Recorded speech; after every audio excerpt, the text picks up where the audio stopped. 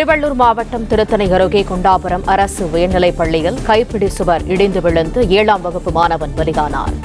மாணவன் உயிரிழப்பை தொடர்ந்து குண்டாபுரம் அரசு உயர்நிலைப் பள்ளி தலைமை ஆசிரியர் தியாகராஜன் மீது வழக்கு பதிவு செய்யப்பட்டிருக்கிறது. கூடுதல் தகவல்களை தருகிறார் எமது செய்தியாளர் பாலாஜி. பாலாஜி, முழு விவரங்கள் என்ன? வணக்கம்.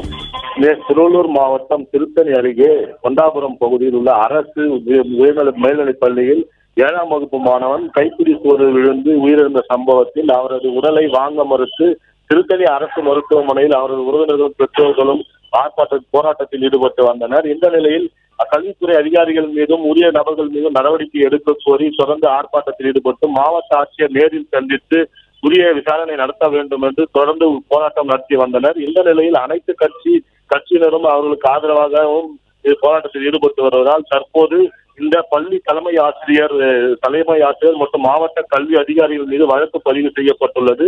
இந்த நிலையில் தொடர்ந்து பேச்சுவார்த்தையில் ஈடுபட்டு வருவதால் அப்பகுதியில் பதற்றமான சூழ்நிலை காணப்பட்டு வருவதால் பாதுகாப்பு பணியில் 100க்கும் மேற்பட்ட காவல்துறையினர் ஈடுபடுத்தப்பட்டுள்ளனர். மேலும் தங்களுக்கு இழப்பீடாக 1 கோடி ரூபாயும் குடும்பத்தில் ஒருவருக்கு அரசு வேலையும் வழங்க வேண்டும் என தொடர்ந்து போராட்டமானது நடைபெற்று வருகிறது. இந்த நிலையிலே தங்களது கோரிக்கைகள் நிறைவேறும் வரை மாணவனின் சடலத்தை வாங்க மாட்டோம் என தற்போது தொடர்ந்து போராட்டத்தில் ஈடுபட்டு வருகிறார்கள். அப்பகுதியில் பதட்டமான சூழ்நிலை காணப்பட்டு வருகிறது.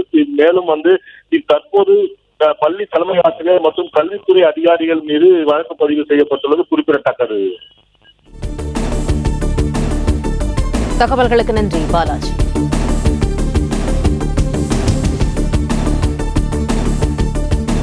பிளே ஸ்டோர் மற்றும் ஆப் ஸ்டோரில் இருந்து பாலிமர் செயலியை QR கோடு மூலம் பதிவிறக்கம் செய்யுங்கள். செய்திகளை உடனுக்குடன் பெறுங்கள்.